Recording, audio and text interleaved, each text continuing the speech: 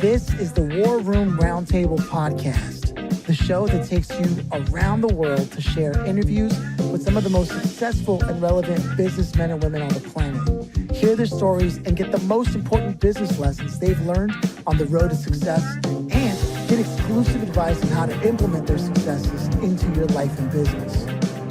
The War Room Roundtable is brought to you by your hosts, Jason Miller, CEO of Strategic Advisor Board, and Phillip Lanos, CEO of Own the Rhythm, and former podcast host for Entrepreneur and Inc. magazine.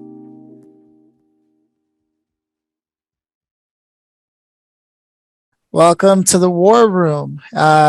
We are going to be doing a visitation with the authors, the hosts of this show. It's not often we get to do that. Who knows? We might even do these once a month. It looks like people really loved our last episode. Is that right, Jason? The numbers were higher. Yeah. Hey, people like a good riff every now and then, right? I think we talked about life, health, wealth, and all kinds of stuff last time. Yeah, man. And I feel like a lot happens over now it's like month to month now with the state of the world and the way things are going. I feel like month to month things are changing. For example, this show again has exploded. You were just telling me the numbers today and I couldn't believe it. Like we're hitting some serious downloads. Yeah, pretty crazy. And everyone who supports it in the community, like I know that's got to be like a big part of it. We've got people doing sponsorships now. Like, did you ever, I know that everything you do eventually pans out to something that benefits many people, but did you really think it would happen this quick? I didn't think it would happen. I planned for it to happen this quick, but I didn't think it actually, because you know how it is. Nothing ever usually works out how you want it to. And then there's this. And then there's this. But I mean, still on the same note, it's not like, I kind of joke around a lot of times and go, oh my God, look what happened. It's so great. And this, well, it was planned to a degree, not like perfectly planned, but I mean, it was calculated to a certain extent. Yeah. I didn't think it would just like hockey stick take off like it did, but it certainly did. And that's just a contribution though to, people are hungry for good guidance, good information. People want to be able to go somewhere and actually take away something from the 30 minutes they're going to spend listening, right? Yes, I've tried listening. So as somebody who's made as many podcasts as I have, I've tried listening to a lot of shows, and I got to be honest with you, a lot of them, they just don't make the cut. It's not always like production quality. I can get past if it's not produced highly, if the content itself is interesting. And sometimes I just feel like they're not ready to be distributed yet. I mean, I give them props for putting the show out anyways, but it's really hard to make something that's listenable. John Mayer, the musician, said he had gone to Berkeley to study music, and he used to he was like the virtuoso and was studying guitar like crazy, and he would come up with these crazy scales and things that he would play, and then he realized he'd been chasing this elusive level of greatness, this tier that was in the gray. It wasn't, you couldn't qualify or quantify it. It was this elusive, ever moving target. And it wasn't until he said he attributes his success to the music industry eventually to the fact that he had made a decision at Berkeley to say, I just want to be listenable at the bare minimum as a musician who puts out records.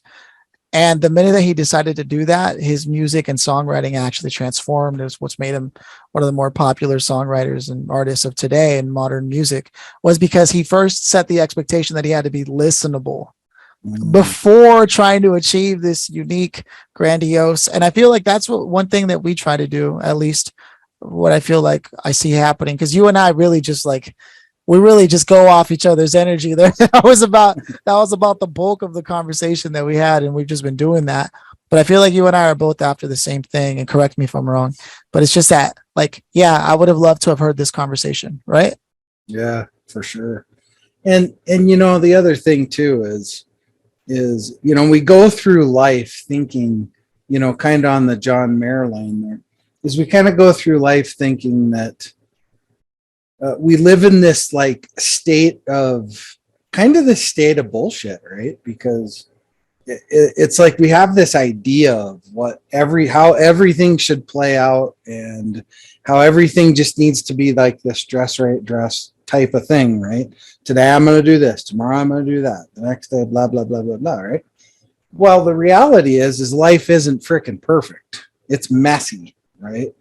And it's really messy actually, and it's bloody. Business is bloody, and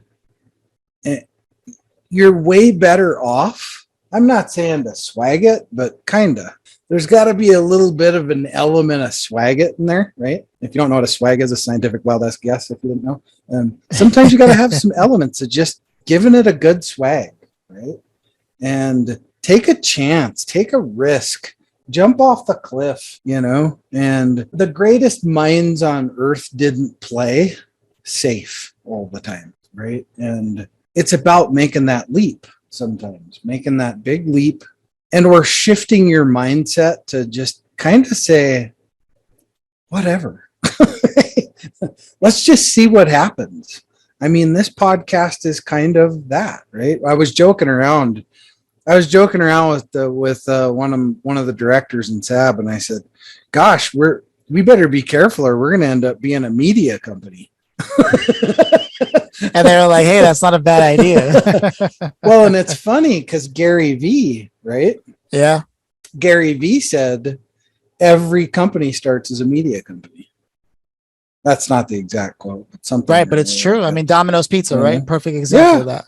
Exactly, right? So it's all about the media part, right? Because that's what gets the word out, and that's the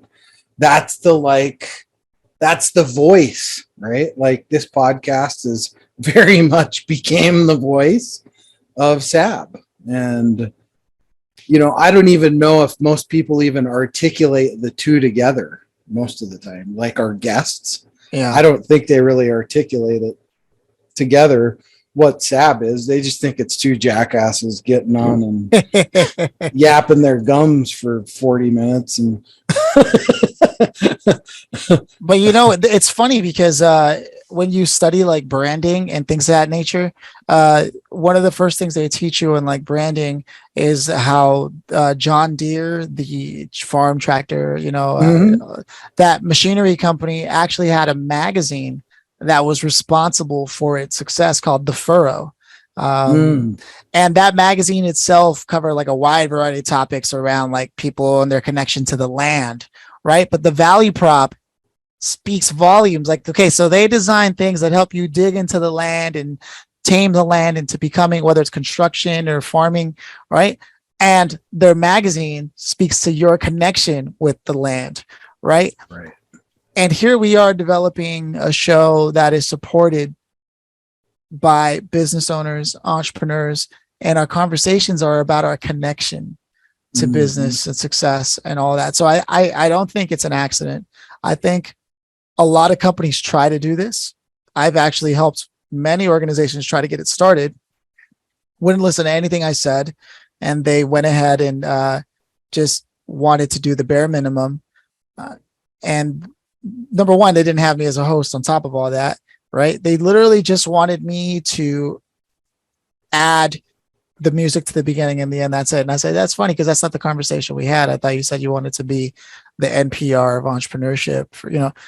None of that, dude. And eventually then they got upset when they weren't succeeding. And I said, I tried to tell you, I gave you a list of notes, nothing. And so I think what makes this different and what makes SAB so interesting is that everyone I've come across so far is legitimately looking for insights, looking to grow, looking to develop, looking to take things to the next level. I've yet to meet someone in this group from all the strategic people who hasn't left an impression where I'm like, yeah, they're working on something, whether you know it or not, they're working on something. Yeah. What's interesting, kind of going back to that, when you're talking about John Deere, right? So go back and look through history. I mean, believe it or not, we didn't have TV at one point. There was no Facebook. There was no internet. There was none of that, right? And so when I was a kid, this would have been probably 81 or 82, 1981 or 82. And in my little small hometown of about 500 people, there was this old building. And it used to be a newspaper, right? And it was all boarded up and everything. And we were kids and we were like really curious what was in there, right? And you could tell people had pried the plyboard off one of the windows at one point or something, right? So we were kind of looking through there, and there was these great big huge printing presses. I mean, like the individual little letter, put the letter stuff in there, right? And it was fascinating. And so we did what we shouldn't have did and kind of ripped the board off and ended up going in there, right? And I mean, it was like literally stepping back in history, right? And there was this old suitcase over in the corner, and I was like, God, I wonder what's in that, you know? So I go over there, and it's that suitcase had to have been from like the 30s, right? And finally got it pried open, and there was a 1901 Successful Farming magazine in there. Wow. I still have it today. A 1901 Successful Farming magazine. And that entire magazine is nothing more than a giant advertisement. That's all it is. Page 1 is tires. Page 2 is lawnmowers. Page 3 is sewing needles. Page 4, right?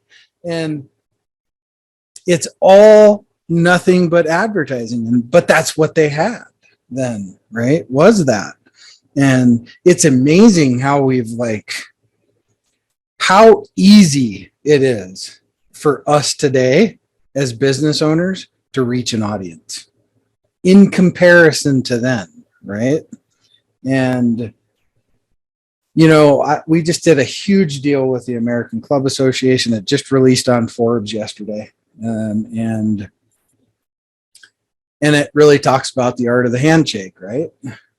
That's how business used to be done. There were no contracts, none of that crap. It was just like, hey, Bill, you going to drop off 10 tons of wheat for the cows? Yep. Great. I'll pay you when you get here. That's it. There wasn't anything else, right? So it's like we've overcomplicated stuff, really. Or we've just became that cynical. Yeah. Yeah. Maybe. No, and I think it's funny. I had literally, I don't know if I actually ended up releasing. I think I did. I put something on LinkedIn. Every now and then I'll make a video when I feel like I have something to say. And I was talking about like how as decision makers, because everyone who's listening to this is a business owner, an entrepreneur, right? And you yourself include, there's a power that comes with being a decision maker. You get to vote what exists in the marketplace, right? Because you vote with your dollar. And I realized that there's a lot of assholes that got voted in somehow, right? Not as many as there are good people. I've seen more good people in the business industry than I have bad, and maybe that's just my luck, right? But I truly believe that as business owners, as entrepreneurs, as investors, we get to decide like, okay, yeah, I want this person to be in the marketplace. Maybe their offering will deliver, maybe it won't, but at the very least, I want this kind of person in the marketplace. We get to do that. And then there are people who you wonder how they stay in business at all with that attitude. You know what I mean? Yeah. Like, don't we get to vote on that? Yeah. Well, I mean, it's that is the, call it a curse or a blessing. I don't know, whichever one, right? But we live in this free place called America, and and it's capitalism, whether you like it or not. I'm a raging capitalist, right?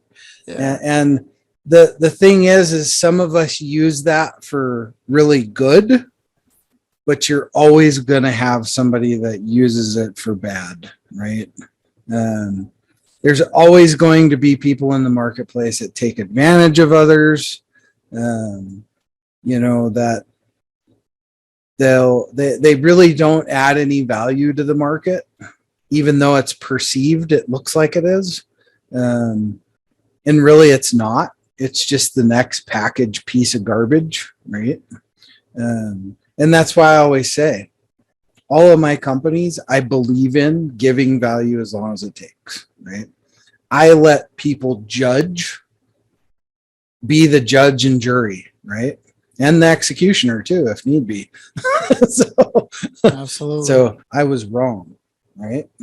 I'll be the first one to do that. If there is something in my business that doesn't service a client in the highest standard of ways, where I will be the first one to go, look, we were not right in this situation, and we will do everything it takes to fix it and make this right. And then we'll crawl from here to the other side of the United States to make it happen, right? Because that's what you should do, right? As a business owner, you have to take responsibility for action, inaction, good, bad, whatever it is. And those that do that, you know, they're the ones that are 40-year businesses, right? Because you ain't gonna make it if you're Mr. Slick Willie over here freaking, you know, doing some shady stuff. You're not gonna make it. But then again, those people don't care if they make it anyway. They're in it to make their quick millions, and then they're out and they disappear to the Bahamas, I guess. It's really fascinating how many people will sit there and have a discovery call or even just a first time call with someone, sort of assume that they understand what someone's going to deliver on, pay the people, and then find out they didn't get it what they thought they were going to get. But then they'll look at what was written in the invoice and it was so general or so like basic that they can't even be mad, but they will be. And I didn't realize that until I started telling people no. When I'd have a call with them and I realized I don't think I can help them. And even if I could, they don't really know where they want to be yet. And I'm not really in a position to like take on a client that's at that level. You know what I mean? Like I need someone a little more advanced so that I can help them. And it took me a long time, longer than I think it should have, to realize that like telling people no not only helps you, but it also helps them, because then they have to wonder like, why didn't they? Because these are the kinds of people that will literally pay money to solve a problem they're not even sure what problem they have. You know what I mean? Right. And you know, it sucks. And I usually try to leave them better. Like somebody just wants to publish a book. Okay. Do you really? That's all you want to do is publish the book? Is that really what you're trying to go after? Because I can do that. I can put you up on the marketplace, but that's not what people want. Some people do, but majority of people want more than just their book in a marketplace. And I think it's funny that most of us will find ourselves in business situations where, I don't know if you have you ever spoken with someone who tried to like came with you with one problem, turned out they had 82 other problems, and you're like, actually what you need is this. Every day. Every day. Most people think, well, these are what I think my problems are. Well, really, there's 8 real ones stacked up over in the corner. These are just ankle biters. These are easy to deal with. The real shit is over here. But you've been ignoring that shit for the last freaking, you know, half a decade. And now it's like you open up the I don't know, as a kid, we had this closet that my mom had, right? And it's like where all the junk went, right?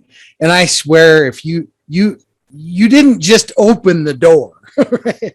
You like cracked it and kind of crawled in there a little bit. Otherwise, all that crap was going to come out, right? And it's the same with a lot of business owners today. They got these closets packed full of skeletons, and they don't want to deal with their problems, right? Well, does a marriage work out well if you don't deal with problems, or a relationship or a friendship or any of that? No, you got to deal with that stuff. You can't just throw it in a closet and hope like hell it's going to work out next week. Some people swear by it. They say, Jesus, take the wheel. Yeah, right. I hope. I always tell people, in business, hope is not a course of action. This is true, man. This is so true. It's one of the business is a lot like stand-up comedy. Like you know if it works or not almost immediately. Yeah, right. Well, business in itself is like a comedy half the time. It's Dante's Inferno. No, man, seriously. With that said, I do think it's perfect timing to take a moment to give a shout out to one of our supporters here. We've got here Blue University, right? So anybody who's listening, if you want to learn about business or entrepreneurship, but hate the idea of spending years earning a degree and large debt just to work for somebody else, if you spent a bunch of years developing skills, but you're still working at a 9 to 5, 8 to 4, or you want to position yourself for greater things, then you could just go to Blue University, BLU University it's for entrepreneurs by entrepreneurs.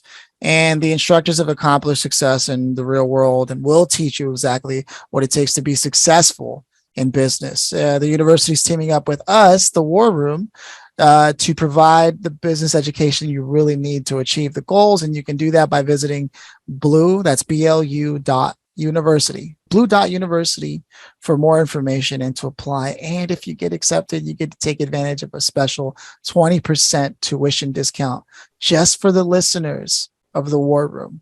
And if you do that by September 30th, you can use the code SAB20. That's SAB20. So yeah, man, I think it's great that we have a community of supporters that are actually stepping up and not only listening, but like putting themselves front, face, and center by doing the things like we just started doing this. And I'm very glad that we are, because it gives us a chance to like spotlight some of the pillars of our community. Yeah. Well, you start thinking about what are like a lot of the most successful business models, right? And most of the really successful business models always have this community driven arm, right? And that's why I've always had that as any part of anything I ever do in any business, is that community driven arm, where it really creates all those win-win-win situations, right? Because I don't believe in doing something just to do something, right? I've even gotten to the point where I don't even like to waste conversations anymore, right? Waste is not the right word, but I don't like to have conversations that can't be repurposed or used to share with the world, right? Yeah. So like, I don't do sales calls, but I literally, if somebody wants to like hits me from LinkedIn or something, says, oh man, I'd love to talk and pick your brain. Great. Come on the podcast so we can record it. Right. So the whole world can benefit from that conversation. And right. Instead of it just being this conversation that goes gone, right? It gets said once. There's no value brought from it at all. Well, there might be value brought from it, but nobody gets to hear about it, right? Other than maybe me at some point. Oh, well, hey, Bill, this guy I talked to, he said this, but it's never the same, right? Yeah. It doesn't get the punch and the effect. So really building the community, and I know it's like became a really overused term, but really building the community. Hell, most of us have been doing that since we started business. Why just all of a sudden became so popular all of a sudden, I have no idea. But I guess it's just the next buzzword, right?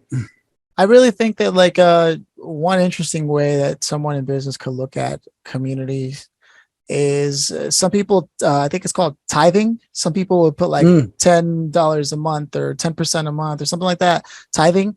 You can do the equivalent exchange of that in terms of like effort, time, services, just being there for somebody in the community. Like For example, with Sab, you may not feel like you have a lot to offer, but you'd be surprised. There's a lot of people who are commiserating with you, wondering when payroll is going to hit, right? There's a lot of people who are commiserating with you where they look at their friends potentially. They don't have the same conversation because they're worried about Jack and Sally while you're worried about, the next innovation that may disrupt your industry or what have you. And it's an entirely different world, right? And so Mhm. one way to get around that is to look at yourself and say, okay, well, I'm a part of a community like Strategic Advisor Board, right? I have access to the chat channels. How can I contribute to that? Because last time I checked, I wish somebody was there for me for this exact thing. You can be that somebody to somebody else. Mhm. And that's the beauty of a community. And that's the way it works, right? Come from there first. And believe me, you do that long enough, word will get around and other people will want to be there for you. And that's the way I think someone should look at it. Like I've had a meeting or two with people. I don't tell people about it from the community, but like I know that everyone is better for it. And I think that's important. And there are people who are way more successful than me in this channel. And I think that's what is it? Ralph Waldo Emerson, I believe, had said something, and this was in one of the books that came up a lot today, The 7 Habits of Highly Effective People. No, How to Win Friends and Influence People. Sorry, by Dale Carnegie. He talks about quotes Emerson saying, "Every person is better than me, and in that I learn of them." Right? Everyone's got something that they did that you haven't done, that they're just more practiced, if you will, than you are. And you just got to learn from that. I have so many blind spots, man. For everything I can see clearly, there's things that I see as blurry as I'm blind as a bat with bifocals on, so I just hope that the community can take that with them and run with it. Yeah. Yeah. Well, and you really look at that. We've talked about this many times on other shows, and that's, being a business owner, you don't have to feel like you're on an island. You don't. There are, I see so many business owners that, and it's not always ego. It's not always that. It's sometimes just lack of knowing better. Yeah. Sometimes too. And, making all these mistakes that are such simple, common mistakes that it doesn't mean that the rest of us didn't learn some of them, but it's 2022, man. I mean, you don't have to take arrows in the back anymore. There is too much information at your fingertips nowadays to have to make that mistake in your business, right? Yeah. Well, my branding, I figured out later my branding was off, right? You didn't need to make that mistake. There's too many people out there that know exactly what your shit should look like, right? So there's a formula for that stuff now, right? You as a business owner shouldn't be on your website going, well, no, hire a copywriter, right? And those are some of the mistakes people are still today that I talk to. When I look at their website and I ask them, who wrote your copy? Well, I did. Why? It's terrible. It's awful. But nobody wants to just be honest with them, the people that are around them, because it's like, well, I don't want to hurt their feelings. Yeah. Well, how about you not enable them so they don't go bankrupt and tell them it sucks?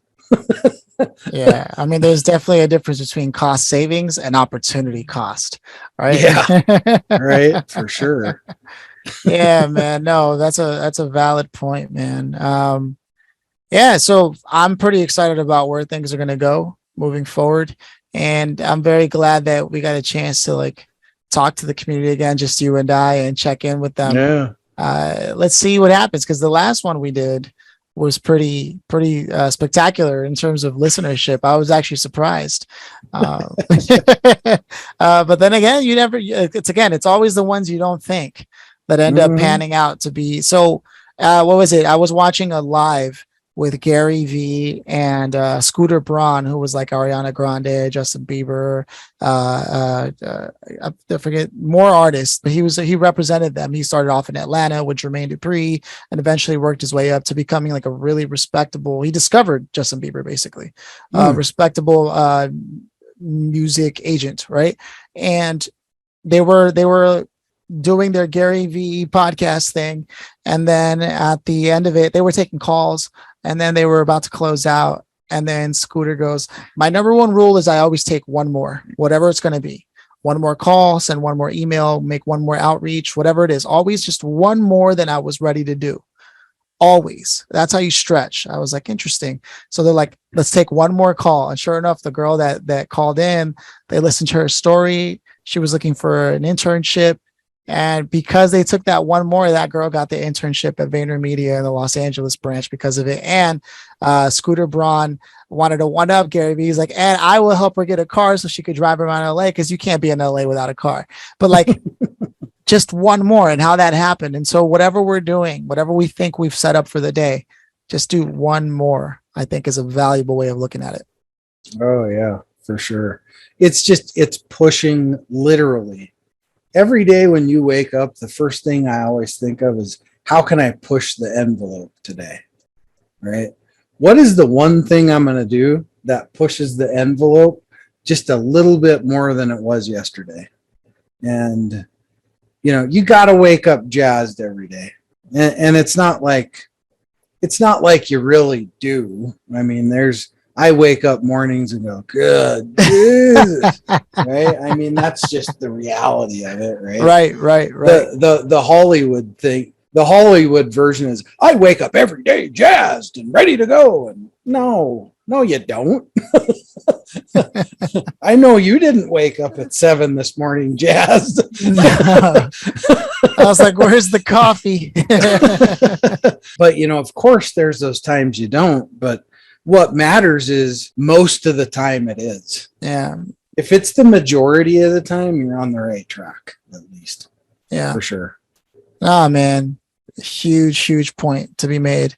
I can't remember ever waking up tap dancing out of bed, but I have woken up and gone, all right, let's fucking do this, and right. Even if I'm sleepy and I'm walking the dog before I get my day started, like, I'm like, all right, well, today can be better than yesterday, and I have the power to make it so, and no matter what things look like, if you don't have that mentality, then you probably shouldn't be in business. And like, I'm speaking to myself when I offer that advice, just so you know, I'm a work in progress myself. I'm not sitting here all high and mighty. I'm probably the most work in progress I've ever known someone to be. So take it from someone who needs the advice. Yeah, there you go. We all are. I think everybody's a work in progress. If you're not, that means you've arrived. Whatever that means, right? Whatever the hell that means, right? I mean, we're humans, and humans are naturally, we have faults and failures. And,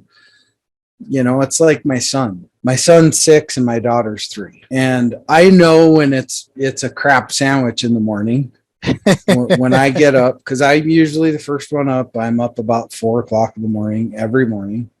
And, but that's my time. That's my time. I'm able to sit and read, self-educate a little bit more and read and do those kind of things. And then right at about, I know when it's going to be a bad morning when I hear screaming at about 6:00. Right? Oh man. And if we make it past 6, it's good. Right. If it's like 6:10, I know it's going to be fine. But 6:00, I hear screaming, and, they both run out crying. Well, he hit me, and well, she threw something at me, or whatever. Right. And at the end of the day, I always tell them both this: it's 6 a.m. and you get to define what your day is going to look like from this point forward.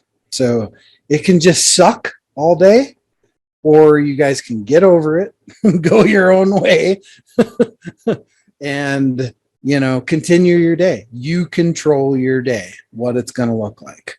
So it's the same. A business is kind of like your child, right? You can either let it run you, and control your day, or you run it and control your own day. It's the same concept. Businesses are like children. You sometimes got to treat your business like it's the child, and give it the right advice every day. Yeah, man. So right, man. I guess that is the path that we're on, the power of choice and whether or not you exercise it. Yeah. There's the episode, The Power of Choice. Hey, all right, brother. Well, thank you everybody for tuning in. As you know, Jason usually traditionally rolls his out, so I'll let him do that. Yeah. Gosh, it's just another great episode. I love being able to do these once a month. I think it just adds some perspective. As always, my friend, it's just great to be a part of this with you. Same, man. I have partnerships are important to me, and I know a lot of people don't like getting into them, but I do, because people are power. And when you combine the right power together, that's unstoppable. And that's how you can change the world. And I feel deeply that that's what we're doing here. I've literally learned that from working with you alongside you and watching the things that happen. And I used to know it like everybody else. Oh yeah, I know that. No, it's different when you watch it happen. So I agree with that. All right, cool. All right, see you on the next one. Yeah, man. Cheers. Cheers.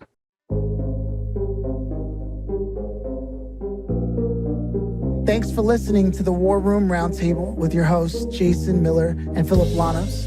Please leave your feedback and visit strategicadvisorboard.com to get the latest and greatest business advisement on the planet. Follow us on social media for updates, and always remember, if you can dream it and believe it, then you can go achieve it. We'll see you in the next episode.